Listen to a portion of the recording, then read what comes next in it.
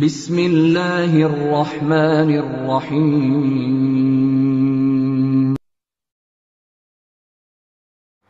আসসালামু আলাইকুম রহমতুল্লাহ। এক মুসলিম বোন প্রশ্ন রেখেছেন যে ফটো তোলা জায়েজ আছে কিনা ক্যামেরা দিয়ে, এবং নিজের ফটো এভাবে তোলা জায়েজ আছে কিনা, যেহেতু এটা পরপুরুষ দেখে না। এ বিষয়ে প্রশ্ন করেছেন উনি। এ বিষয়ে কথা হলো যে আমরা আগে দেখব ফটো তোলা বিষয়ে রাসূলুল্লাহ সাল্লাল্লাহু আলাইহি ওয়াসাল্লাম কী বলেছেন, কোরআন হাদিসে এ মর্মে কী এসেছে। তো সহিহ হাদিসে যেটা এসেছে, রাসূলুল্লাহ সাল্লাল্লাহু আলাইহি ওয়াসাল্লাম ফটো তোলা বিষয়ে অনেক ভয়াবহ বাণী উচ্চারণ করেছেন। যেমন এক হাদিসে রাসূলুল্লাহ সাল্লাল্লাহু আলাইহি ওয়াসাল্লাম বলেন, কুল্লু মুসাউরিন ফিন্নার, প্রত্যেক ফটো গ্রহণকারী, ফটো তুলনেওয়ালা ব্যক্তি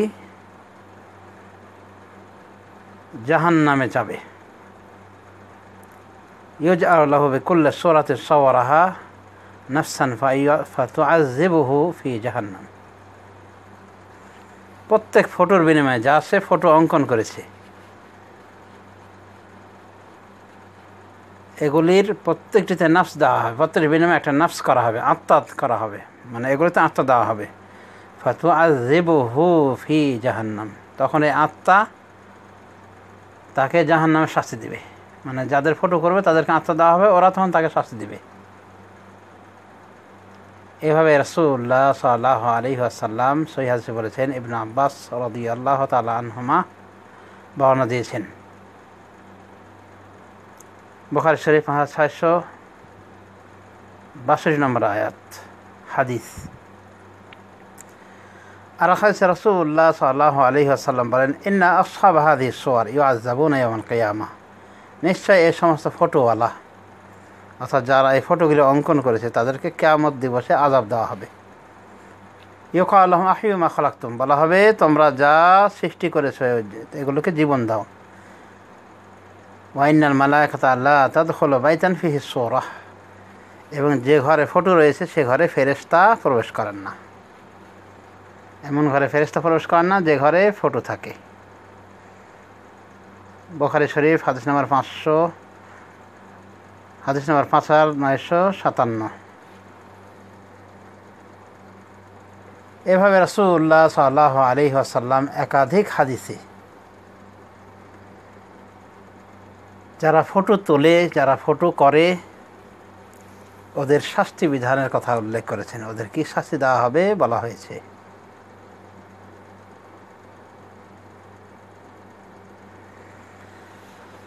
সুতরাং যারা ফটো তুলে বা যারা ফটো বানায়, এদের পরিণতি অত্যন্ত ভয়াবহ।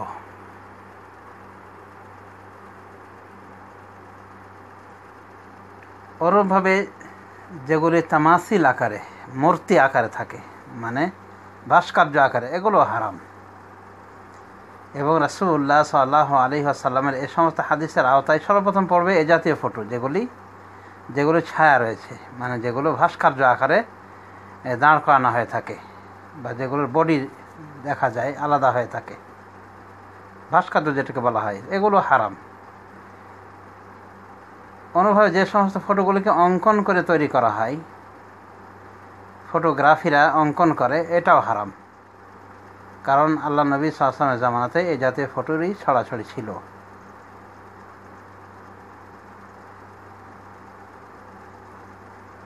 অনুভাবে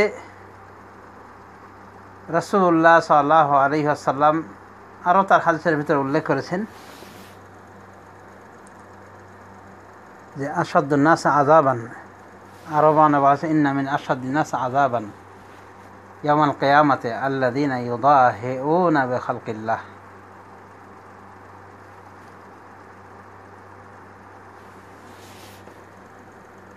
নিশ্চয় কঠিন আযাব হবে যাদের কঠিন আযাব দেওয়া হবে, তাদের অন্যতম হলো ওরা যারা আল্লাহর সৃষ্টির সদস্যতা অবলম্বন করতে চায়। আল্লাহর সৃষ্টির সাথে পাল্লা দিতে চায়, মানে আল্লাহর সৃষ্টির মতো করে সৃষ্টি করতে চায়। বুখারী শরীফে হাদিসে এসেছে, আরও বিভিন্ন হাদিস গ্রন্থে এসেছে। তারপরে ইউদাহিউনা বিখালকিল্লাহ, যারা আল্লাহর সৃষ্টির সাথে সদৃশ্যতা অবলম্বন দেখাতে চায় বা আল্লাহর সাথে সদস্যতা অবলম্বন করতে চাই এই সৃষ্টিগত বিষয়ে। তো এদেরকেও শাস্তি বিধানের কথা বলা হয়, শাস্তির কথা, যে এদের কঠিন শাস্তি রয়েছে বা কঠিন শাস্তি যাদের হবে তাদের একজন এই সমস্ত লোকগুলি। সুতরাং যারা আল্লাহ রাব্বুল আলামিনের সৃষ্টিকুলের মতো করে সৃষ্টি করবে অঙ্কন করে, এরা সর্বপ্রথম এই হাদিসের আওতাভুক্ত হবেই হবে, কোনো ক্ষমা নেই। যেমন একটা সৃষ্টি তৈরি করে দেখালো, একটা বকরি ছাগল গরু তৈরি করে দেখালো, যে বকরি ছাগল গরুর কোনো অস্তিত্ব এই পৃথিবীতে নাই, নতুন করে সে বানিয়ে দিয়েছে। এ জাতীয় ফটোগ্রাফি পড়ে যাবে ওর ভিতরে, চিত্রাঙ্কনকারী পড়ে যাবে। কারণ ওরা এমন এমন তৈরি করে সৃষ্টিমহ থেকে যেগুলোর অস্তিত্ব পৃথিবীতে নাই, দেখা যায় না। যেমন একটা সুন্দরী নারী তৈরি করলো, যে নারীর অস্তিত্ব পৃথিবীতে নাই, ওরকম নাই, সে নিজেই বানিয়েছে। একটা মানুষ তৈরি করলো, যে মানুষের অনুরূপ আর কোনো মানুষ নেই, সে নিজে ওটাকে বানিয়েছে। এরা সকলেই এই হাদিসগুলি আওতাভুক্ত হবে। অর্থাৎ রাসূলুল্লাহ সাল্লাল্লাহু আলাইহি ওয়াসাল্লাম যে হাদিসগুলির ভিতরে ফটোর কথা বলেছেন বা মূর্তির কথা বলেছেন, এ জাতীয় ফটো এবং মূর্তির মধ্যে পড়বে যে সমস্ত ফটো মূর্তি ভাস্কর্য আকারে থাকে, অর্থাৎ দেখা যায় দেহ বডি রয়েছে এবং ওর ছায়া পড়ে। অনুরূপভাবে যেগুলি অঙ্কন করা হয়েছে, কাগজে হোক কাপড়ে হোক ইত্যাদি, এগুলো পড়বে। তো এই জাতীয় ফটোগুলি আল্লাহ নবী সাল্লাল্লাহু আলাইহি ওয়াসাল্লামের জামানায় ছিল, এবং রাসূল সাল্লাল্লাহু আলাইহি ওয়াসাল্লাম যখন বলেন তখন তার হাদিসের প্রেক্ষাপট হলো এই সমস্ত ফটো। এখন যুগের পরিবর্তনে, যুগের আবর্তন পরিবর্তনে দেখা যাচ্ছে যে আধুনিক সিস্টেম জারি হয়েছে ফটো তোলার। এবং এই ফটোগুলো দুই প্রকার, এক প্রকার হলো ভিডিও ফটো, একটা হলো অডিও ফটো, ভয়েস ফটো বা শুধুমাত্র ফটো। এই ফটোগুলি কি সেই ফটোর অন্তর্ভুক্ত? যদি হয় তাহলে ওই হাদিসগুলো এক্ষেত্রে প্রযোজ্য হয়ে যাবে এবং শাস্তির অধিকারী হবে যারা এই ফটোগুলিকে অঙ্কন করে, এই ফটোগুলি যারা খেঁচে বা তৈরি করে। এখানেই রয়েছে ওলামায়ে দ্বীনের বিস্তর ইখতিলাফ। মিশরের ফতোয়া বোর্ড অনুযায়ী আরও বিভিন্ন দেশের বিভিন্ন মাজাম্মা কমপ্লেক্স এবং প্রত্যেক দেশেরও কিছু কিছু আলেম এই মর্মে ফতোয়া দিয়েছেন যে এই জাতীয় ফটোগুলি বর্তমান জামানা যে ফটো তোলা হয় ক্যামেরা ভিত্তিক, ক্যামেরা দিয়ে, এগুলো ফটো ওই সমস্ত ফটোর আওতাভুক্ত হবে না। এটাই বলেছেন বর্তমান যুগের, আধুনিক যুগের বেশ কিছু উলামায়ে কেরাম। এবং উল্লেখ করার মতো বলা যেতে পারে যে আল্লামা ইবনে উসাইমিন রহমতুল্লাহ আলাইহি এই সমস্ত উলামায়ে দ্বীনের একজন, যিনি বলতে চেয়েছেন যে এই ফটোগুলি বর্তমান জামানার ক্যামেরা ফটোগুলি নিষিদ্ধ ফটো সমূহের আওতাভুক্ত হবে না। তবে উনি বলেন যে ফটোগুলি এখনও অঙ্কন করার প্রয়োজন হয়, তুলি ইত্যাদির সাহায্যে অঙ্কন করা হয়ে থাকে, যেমন সাদা কালার ফটো, এটাতে অনেক সময় কারুকার্য করা লাগে, যারা চিত্রাঙ্কন করে তাদের কিছু কাজ থাকে। তো উনি বলেন এই ফটো চলবে না, এটা নিষিদ্ধ ফটোর আওতায় পড়বে। তবে যে ফটোগুলি ক্যামেরায় সরাসরি উঠে যায়, মোলাওয়ান রঙিন ফটো, তিনি বলেন রঙিন ফটোতে যেহেতু মানুষের কোনো হাত থাকে না, এটা মাকিনার সাহায্যে, যান্ত্রিক সাহায্যে অটোমেটিক উঠে যায়, এবং একটা বাচ্চা ছেলেও এটাকে উঠে দিতে পারে, চোখ বন্ধ করে যদি উঠাই তবুও উঠে যায় এবং কিছুই করা লাগে না। উনি বলেন এই জাতীয় ক্যামেরা ভিত্তিক ফটো, মোলাওয়ান ফটো রঙিন ফটো এগুলো বৈধ রয়েছে। অন্যভাবে ভিডিও ফটোকে বৈধ বলেছেন আল্লামা ইবনে উসাইমিন। তো তাহলে এক শ্রেণীর ওলামায়ে দ্বীন দেখা যাচ্ছে যে তারা নিষিদ্ধ করেছেন এই বর্তমান ফটোকেও এবং ভিডিওকেও নিষিদ্ধ করেছেন। এরকম কিছু ওলামা দ্বীন পাওয়া যায়। আবার কিছু ওলামা দ্বীন বললাম যে তারা এগুলোকে বৈধ বলেছেন।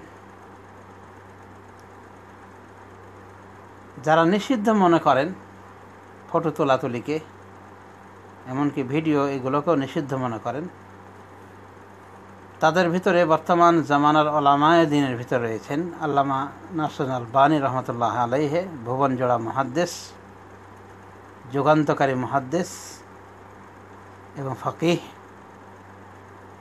তিনি এটাকে হারাম মনে করতেন, এজন্য তার ফটো ইত্যাদি বেশি দেখা যায় না, বেশি পরিদৃষ্ট হয় না, এবং তার ভিডিও ফটো নাই বললেই চলে, কারণ এগুলোকে তিনি অনেক দিন যাবৎ এগুলোকে হারাম বলে আসতেন এবং নিজেও পছন্দ করতেন না যে তার ফটো এভাবে কেউ নেক বা তার ভিডিও তোলা হোক, এটা তিনি উনি পছন্দ করতেন না, হারাম এবং নিষিদ্ধ ফটোর আওতাভুক্ত মনে করতেন আল্লামা আলবানী রহমতুল্লাহ আলাইহে। তবে সম্ভবত উনি শেষের দিকে তার কিছুটা রায় পরিবর্তন করে দিয়েছিলেন, বিশেষ করে ভিডিও ফটোগুলির বিষয়ে। ভিডিও ফটো যেগুলি দ্বীনী স্বার্থে ব্যবহার করা হয়ে থাকে, যেমন হজ্জের অনুষ্ঠান দেখানো, অনুভাবে সুন্দর সুন্দর আলোচনা, দ্বীনী আলোচনা পরিবেশন কোনো শাইখের মাধ্যমে, তো উনি এগুলোকে বৈধ বলেছেন। যেমন তার এ ফাতোয়াটি দেখতে পাবেন, ফাতাওয়াল আল্লামা আল আলবানী নামক একটা গ্রন্থ, যেটাকে গ্রন্থনা করা হয়েছে আল্লামা নাসরুল আলবানীর মরণোত্তর পরবর্তীতে। তো এই গ্রন্থের ভিতরে আল্লামা নাসরুল আলবানী রহমতুল্লাহ আলাইহে এই ফটোগুলোকে বৈধ বলার দিকে গিয়েছেন। ভিডিও যেটা দ্বীনের সাথে ব্যবহার করে থাকে, যেটা দ্বীনের সাথে ব্যবহার করা হয়ে থাকে। এবং তিনি বলেন যে যদি বাচ্চা মেয়েদের জন্যে ওই পুতুল খেলা যদি বৈধ হয়ে থাকে, বাচ্চা মেয়েদেরকে ট্রেনিং দেওয়ার জন্য, যাতে করে তারা অদূর ভবিষ্যতে তাদের যখন সন্তান সন্ততি হবে তাদেরকে লালন পালন করা শিখে নেয়। তো যদি বাচ্চা মেয়েদের ট্রেনিংয়ের সাথে তাদেরকে লালন পালন করার সাথে যদি তাদের জন্য বৈধ হয়ে থাকে এটা, এই খেলনার পুতুল বলেন বা পুতলা পুতুল ইত্যাদি, যেমন মায়ের সব খেলতেন বলে বুখারী শরীফে হাদিসে রয়েছে।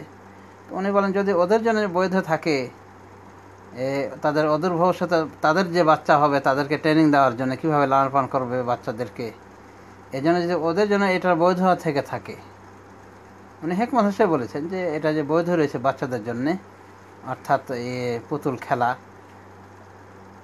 বিভিন্ন রকম পুতুল ডল সাজিয়ে কাপড় মশলা দিয়ে কাপড় ইত্যাদি দিয়ে বানিয়ে খেলা, এটা এক প্রকার ফটো এবং এক প্রকার মূর্তি বলা যায়। তো উনি বলেন যে এটা যদি বৈধ হয়ে থাকে মেয়েদের জন্যে, ছোট বাচ্চা মেয়েদের জন্যে, তার বিয়াতের কারণ, অদূর ভবিষ্যতে যারা তাদের বাচ্চাকে ট্রেনিং দিতে পারে, শিখিয়ে দিতে পারে, সেখানে যদি বৈধ হয়ে থাকে, তাহলে এই হজ্জের দৃশ্যটা কেন দেখানো যাবে না, যেটাতে গোটা উম্মতকে ট্রেনিং দেওয়া হয়ে থাকে যে এইভাবে হজ করতে হবে। তারা একেবারে সচিত্র দেখতে পাবে হজের অনুষ্ঠান, এতে করে তাদের শিক্ষা দীক্ষাটা আরও ত্বরান্বিত হবে, আরও তারা ভালোভাবে শিখবে। তো উনি বলেন যে বাচ্চা মেয়েদের জন্য যদি এভাবে পুতুল খেলা যদি বৈধতা রাখা হয়ে থাকে, শুধুমাত্র তাদের বাচ্চাদের ট্রেনিংয়ের সাথে, তার বিয়েতের সাথে, তাহলে গোটা উম্মত যা দ্বারা উপকৃত হয় তাদেরকে কেন দেখানো যাবে না, তার জন্য কেন বৈধ হবে না। এই হিসাবে তিনি বলেছেন যে এটা বৈধ। টিভির পর্দায় যে হজের অনুষ্ঠান দেখানো হয়, উমরার অনুষ্ঠান দেখানো হয়, এগুলোকে বৈধ বলেছেন। তো বলা যেতে পারে যে আল্লামা নাসরুল আলবানী রহমতুল্লাহ আলাইহি মনে হয় এটা শেষের দিকে বলেছেন, শেষের দিকের ফতোয়া। আল্লামা ইবনে উসাইমিন, আল্লামা ইবনে বাজ রহমতুল্লাহ আলাইহি, তিনিও ফটোকে হারাম বলতেন। ফটোগ্রাফি হোক, রঙিন ফটো হোক, সাদা কালো ফটো হোক, ফটোর গোষ্ঠী সহ উনি হারাম জানতেন এবং এ বিষয়ে উনি একটা বইও লিখেছেন ফটো সম্পর্কে। তো ওখানে উনি হারাম বলেছেন।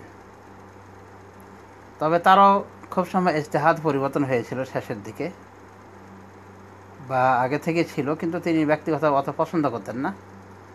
তো শেষের দিকে তার ইজতিহাদের পরিবর্তনে আমরা বলতে পারি যে উনি বিভিন্ন প্রতিষ্ঠানে যখন তাকে দাওয়াত করা হয়েছিল তখন এ বিষয়ে প্রশ্ন করা হয়েছিল। যেমন রিয়াদ ভার্সিটিতে একবার গেলে ওনাকে প্রশ্ন করা হয়েছিল এই ফটো সম্পর্কে, যে বড় বড় শেখরা যদি আলোচনা করেন এবং সেটা ভিডিও রেকর্ড করে দেখানো হয় টিভির পর্দায়, তো এটা দেখানো জায়েজ কিনা। তো উনি বলছে এটা ইনশাআল্লাহ জায়েজ আছে, বরং এ সৎ নিয়তের কারণে অনেক সময় নেকির কারণ হবে, নেকির কাজ হবে।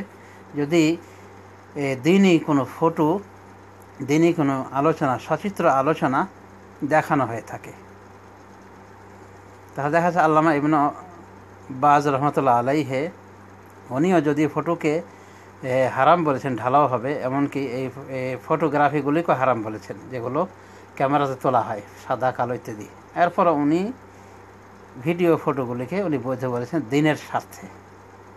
দিনের স্বার্থে এক কথায় বলা যেতে পারে যে দিনের সাথে যে ফটোগুলি তোলা হয়ে থাকে, মানে দিনী তালিমের জন্যে, হজ উমরা অনুষ্ঠান দেখানোর জন্যে, এক কথায় দিনের স্বার্থে যে ফটোগুলি তোলা হয়ে থাকে তাদের বিষয়ে বলা যেতে পারে যে সালাফিদের জড় বড় বড় আলেম তারা সকলে একমত, আগে না থাকলেও পরবর্তী তারা সকলে একমত হয়েছেন। তার মানে বলা যেতে পারে আল্লামা নাসিরুদ্দিন আলবানী রহমতুল্লাহ আলাইহে তার ফতোয়াতে বৈধ বলেছেন টিভির প্রোগ্রামকে যেগুলো দিনই স্বার্থে হয়ে থাকে। যেমন হজ্জের অনুষ্ঠানের কথা উনি উদাহরণস্বরূপ বলেছেন। অনুভাবে আল্লামা ইবনে বাজ তিনিও যদি ফটোগ্রাফিকে হারাম বলে থাকেন ঢালাওভাবে, তবুও কিন্তু এর স্বার্থে উনি এটাকে বৈধ বলেছেন, আমরা বুঝতে পারলাম তার কথা থেকে। এবং তার ফতোয়া রয়েছে এই ভিডিও বিষয়ে, এবং খুব সম্ভব এই কারণে তার ফতোয়া ভিডিও আলোচনা বিভিন্ন আমরা পেয়ে থাকি। কোনোভাবে আল্লামা ইবনে উসাইমিন এটাকে অনেক আগে বৈধ বলেছেন। তবে এই সমস্ত মাশায়েখগণ বিনা প্রয়োজনে অহেতুক ফটো তোলার পক্ষে নন, এবং তারা আমভাবে দলিল পেশ করেন যে ঘরে ফটো থাকে সে ঘরে ফেরেশতা ঢোকে না, এবং কোনোভাবে যে ঘরে ফটো অথবা কুত্তা থাকে ওই ঘরে ঢোকে না, এই জাতীয় দলিল দিয়ে তারা বলেন যে না, যদিও এটা বৈধ কিন্তু প্রদর্শনী আকারে কোনো ফটো রাখা যাবে না এবং কোনো ফটোই বিনা কারণে তোলা যাবে না। তারা এগুলোর বিরোধী। যা হোক, আল্লাহ আমাদেরকে তৌফিক দান করুন সঠিক বোঝার।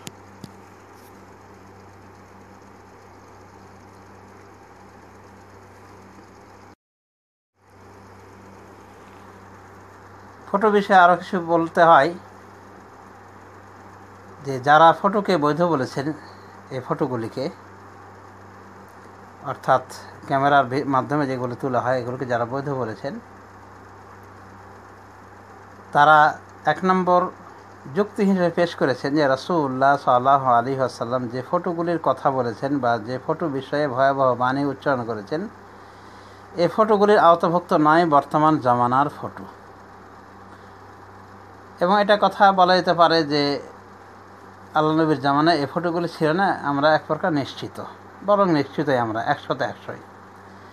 কারণ এমন ফটো সে জামানায় আবিষ্কার হয়নি যে ফটো কথা বলে, ফটো হাঁটে, নড়ে ইত্যাদি।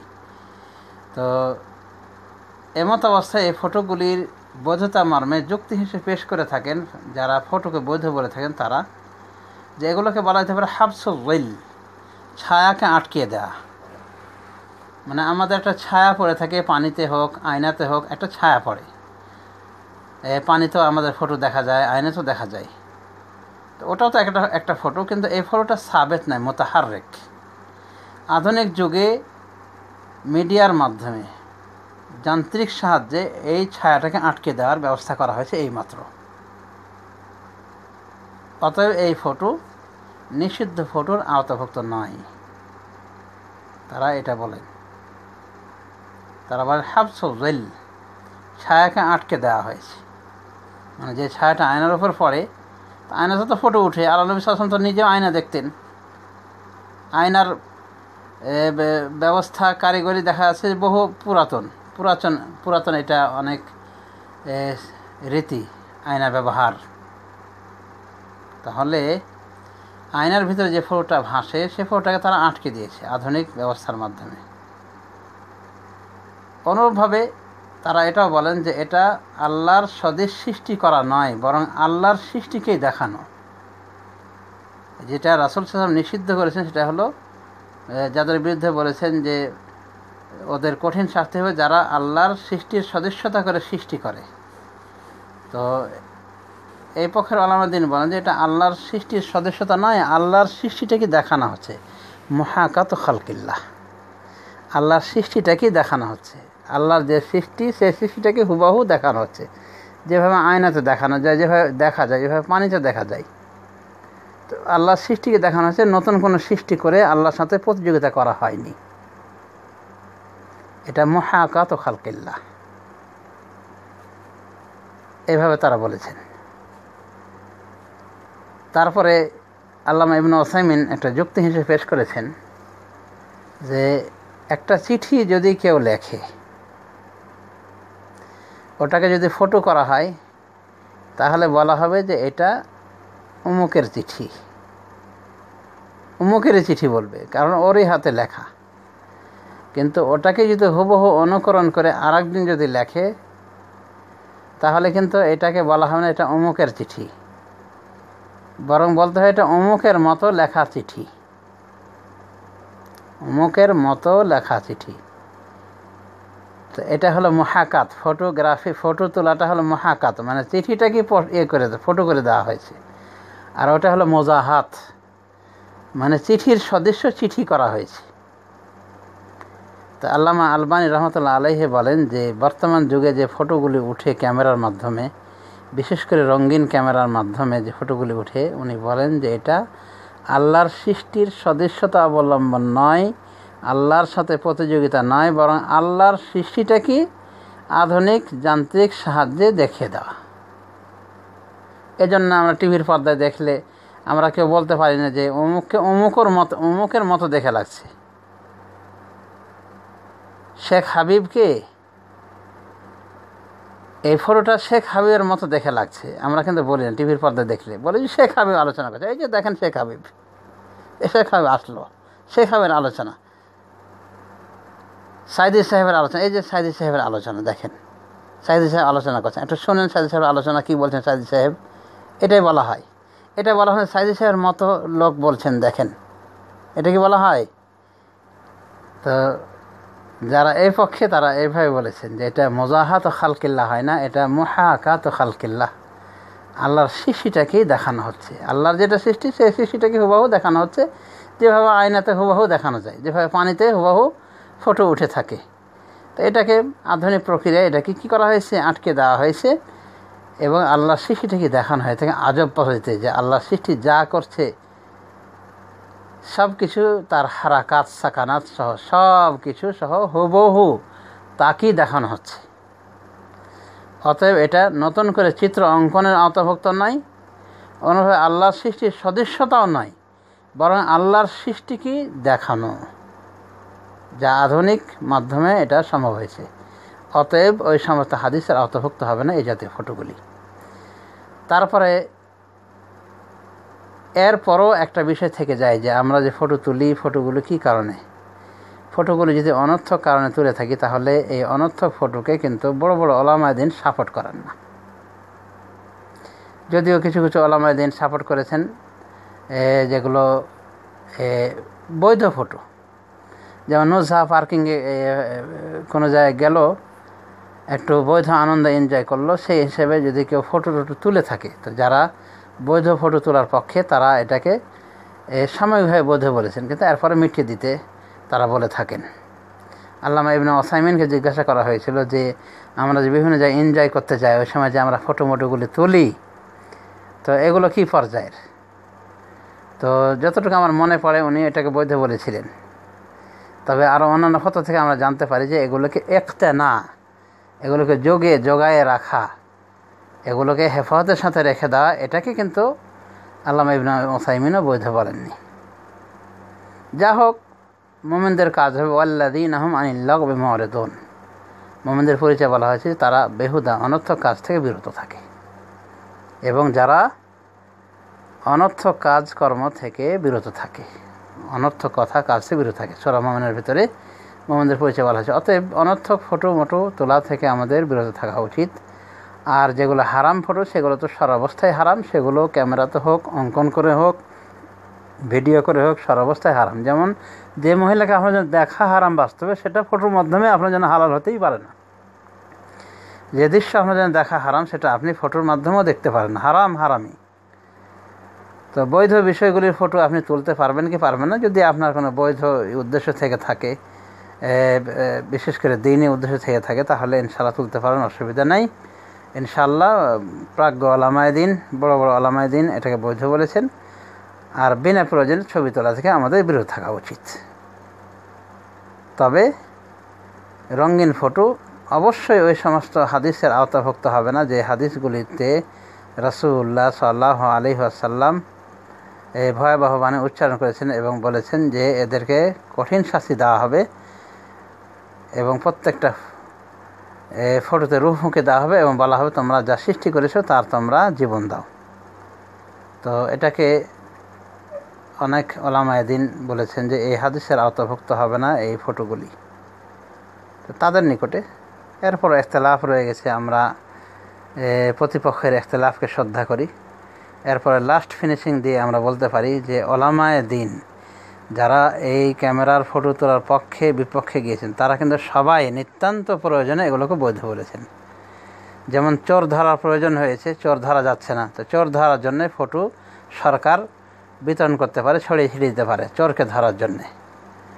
অনুভাবে যেগুলো বেতাকা মাদানিয়া আকারে, মানে সিভিল আইডি হিসেবে ফটো লাগে নিজের পরিচয়পত্রের জন্যে, হজের জন্যে, উমরার জন্যে, পাসপোর্ট, ভিসা ইত্যাদি, এগুলোকে জরুরি ফটোর ভিতরে অন্তর্ভুক্ত করেছেন। এজন্য যারা এমনি সাধারণ ফটোকে তোলা হারাম বলেন তারাও এই ক্ষেত্রগুলিতে ফটো তোলাকে বৈধ বলেছেন। আর দ্বীনি স্বার্থে দেখা গেল যে প্রায় ওলামায়ে দ্বীন, প্রায় সকল ওলামায়ে দ্বীন বৈধতার দিকে চলে গিয়েছেন। বিশেষ করে যদি ভিডিও হয়ে থাকে দ্বীনি স্বার্থে, তো এটাকে আরও বেশি বৈধ বলেছেন ওলামায়ে দ্বীন। যেমন বললাম শেখ ইবনে বাজ, শেখ ইবনে উসাইমিন, শেখ আলবানী, তাদের কথা বললাম। এবং শেখ ইবনে উসাইমিন তো ঢালাভাবে উনি এই জাতীয় ফটোগ্রাফিকে উনি বৈধ বলে থাকেন, তবে অনর্থক না ফটো তোলার পক্ষে উনিও রয়েছেন। তো যা হোক, আশা করি আমরা বুঝতে পেরেছি ফটো তোলা না তোলা বিষয়ে এবং এর বিধান কি, ওলামায়ে দ্বীন কী ব্যাখ্যা করেছেন বর্তমান জামানার ফটো সম্পর্কে বুঝতে পেরেছি। আশা করি আমার কথা এটাও স্পষ্ট হয়ে উঠেছে যে যেগুলি ফটো অঙ্কন করে তোলা হয়, চিত্রকাররা তুলে থাকে, অঙ্কনকারী তুলে থাকে, তুলি ইত্যাদির সাহায্যে, এগুলো হারাম। অনুরূপভাবে ভাস্কর্য আকারে যে ফটোগুলি দেখা হয়ে থাকে, যে মূর্তিগুলি করা হয়ে থাকে, এগুলো হারাম। পরিশেষে বলবো যে বাচ্চা মহিলাদের জন্যে, বাচ্চা মেয়েদের জন্যে যেগুলো তারা খেলনা হিসেবে ব্যবহার করে থাকে, যেমন এই জাতীয় যেগুলির পুতুল পাওয়া যায় বাজারে, এগুলো কাপড় দিয়ে হোক, প্লাস্টিক দিয়ে হোক, এই পুতুলগুলিকে অধিকাংশ ওলামায়ে দ্বীন বৈধ বলেছেন। কিছু ওলামায়ে দ্বীন বলেছে যে না, এটা বৈধ না, এটা আগে বৈধ ছিল, পরে বৈধতা রহিত হয়ে গেছে। কিন্তু তাদের কথা ঠিক নয়, আসলে তাদের জন্য বৈধ রয়েছে। কারণ মা আয়েশা রাদিয়াল্লাহু তাআলা আনহা, তার কাছে বানাত ছিল, অর্থাৎ মেয়ে পুতুল ছিল, এগুলো নিয়ে উনি খেলেছেন। বুখারী শরীফে হাদিস রয়েছে, রাসূলুল্লাহ সাল্লাল্লাহু আলাইহি ওয়াসাল্লাম প্রত্যক্ষ করেছেন, এমনকি তাকে অনুমতি দিয়েছেন। তার সাথে বাচ্চা মেয়েরা খেলতে আসলে তাকে দেখে লুকিয়ে গেলে রাসূল সাল্লাল্লাহু আলাইহি ওয়াসাল্লাম তাদেরকে আরও পাঠিয়ে দেন যে যাও খেলো তোমরা। বুখারী শরীফে হাদিস রয়েছে। অনুভব আবু দাউদ শরীফে হাদিস রয়েছে, মা আয়েশার কিছু মূর্তি ছিল ঘোড়া আকারে, এই ঘোড়াতে পাখা ছিল। তো রাসূলুল্লাহ সাল্লাল্লাহু আলাইহি ওয়াসাল্লাম দেখে ফেলেন, তো বলেছেন যে এগুলো কি? তো বলেছেন যে এগুলো হলো ওই সুলাইমানের ঘোড়া। তো এগুলো হলো ঘোড়া। তো বলেছিলেন যে ঘোড়া ফারাসুন লাহু জানাহান, ঘোড়ার আবার দুইটা ডানা রয়েছে, পাখা রয়েছে। তখন মা আয়েশা বলেছিলেন যে আপনি কি জানেন না বা শোনেননি যে সুলাইমান আলাইহিস সালামের ঘোড়াতে ডানা ছিল, পাখা ছিল। এটা শুনে রাসূলুল্লাহ সাল্লাল্লাহু আলাইহি ওয়াসাল্লাম হাসেন, এমনকি তার মাড়ির দাঁত পর্যন্ত বের হয়ে যায়। আবু দাউদ শরীফের হাদিস। তো এই বুখারীর হাদিস এবং আবু দাউদের হাদিসকে কেন্দ্র করে ওলামায়ে দ্বীনের অধিকাংশ বর্তমান জামানাতেও এদিকে গিয়েছেন যে তাদের জন্যে, ছোট বাচ্চা মেয়েদের জন্যে এই জাতীয় পুতুল নিয়ে খেলা করা জায়েজ রয়েছে। সে পুতুল মেয়ে মানুষের পুতুল হোক বা যে কোনো পুতুল হোক, জীবজন্তুরও যদি পুতুল হয় তবুও বৈধ রয়েছে। কারণ মা আয়েশার নিকটে ঘোড়া পুতুল ছিল। তো যা হোক, এটা বৈধ রয়েছে। তবে এখন যে হুবহু আকারে তৈরি করা হয়েছে, এমনকি বাচ্চার কান্না সহ দেখা আছে এবং হাঁটা নাড়া সব সহ এরকম করাও দেখা আছে, এই জাতীয় পুতুলও বিক্রি হচ্ছে, এগুলো করা যায় কিনা, এগুলো ছোটো মেয়েরা ব্যবহার করতে পারে কিনা, এখানেও দেখা যাচ্ছে ইখতিলাফ রয়েছে। তবে সব ইখতিলাফের সমাধান বলা যেতে পারে যে লাজনা দাইমার মাধ্যমে আমরা জানতে পারি। ওনারা বলেছেন যে এগুলো মানে বর্তমান জামানার যে পুতুল এগুলো আছে, এগুলো তারা ব্যবহার করতে পারে, তাদের জন্য বৈধ রয়েছে। আল্লামা ইবনে বাজ বলেন যে এই জাতীয় পুতুলগুলি, এই আধুনিক যুগের এই পুতুলগুলি যেগুলির একটু পূর্বে বর্ণনা দেওয়া হলো, উনি বলেন তারাকুহু আউলা, এগুলো ছেড়ে দেওয়াটাই উত্তম। আর আগের যুগের মতো পুতুল, নরমালি পুতুল যেমন তেনা দিয়ে তারপরে প্লাস্টিক দিয়ে এগুলো করা, এগুলোকে উনি বৈধ বলেছেন এবং এগুলোকে অবৈধ বলার সাহস করেননি উনি, বরং বলেছেন পরিত্যাগ করাটা ভালো। আল্লামা ইবনে উসাইমিন রহমতুল্লাহ আলাইহি এই যুগের পুতুলগুলি সম্পর্কে কিছু মানে আশ্চর্য হয়ে উনি বলেছেন যে এমন এমন পুতুল তৈরি হয়েছে যেন আসলেই বাচ্চা মেয়ে, কান্না কাটা ইত্যাদি সব কিছু, চোখের হারাকাত, চোখ নড়াচড়া করতেছে। তো এগুলো উনি পুতুল দেখে আশ্চর্য হন উনি, এবং এরপর উনি বলেন যে আমি এগুলোকে এখনও হারাম বলতে পারবো না, আমার মনটাতে খটকা বাঁধতেছে, কিন্তু আমি হারাম বলার ক্ষমতা রাখি না, আমি হারাম বলতে পারবো না।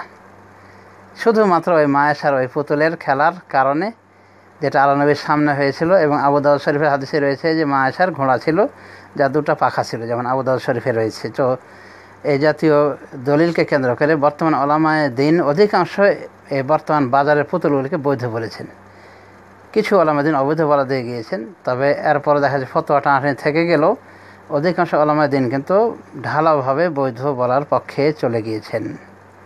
তো যা হোক, এই হলো বাচ্চা মেয়েদের পুতুল খেলা সম্পর্কে আলোচনা। তবে বড় মেয়েদের কিন্তু পুতুল খেলার কোনো অবকাশ নেই, অনুভাবে বড়দের মূর্তি নিয়ে খেলাধুলা করার কোনো অবকাশ নেই। আর বাচ্চাদের জন্য যে পুতুল, সেগুলো যেটা বাজারে পাওয়া যাচ্ছে, এগুলোর ব্যাপারে কিছু কথা আশা করি শুনতে পেয়েছেন। তো যা হোক, আল্লাহ রাব্বুল আলামিন আমাদেরকে তৌফিক দান করুন সংশ্লিষ্ট বিষয় থেকে এড়িয়ে চলা, বেঁচে চলার। আল্লাহুম্মা আমিন। সাল্লাল্লাহু আলা নবী মুহাম্মদ।